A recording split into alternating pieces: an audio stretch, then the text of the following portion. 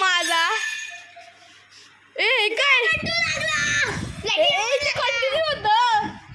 मला आता समजलं इथे कंटिन्यू होत.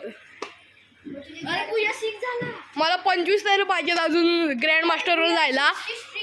पण आता सध्यासाठी काय माहिती आहे का, आता हा CS चा सीझन संपणार आहे म्हणून. म्हणजे तुम्हाला ते 2 मित्र भेटणार पण नाही माझे. हे बघा गाईस, CS ची प्रोटेक्शन पण भेटली आहे.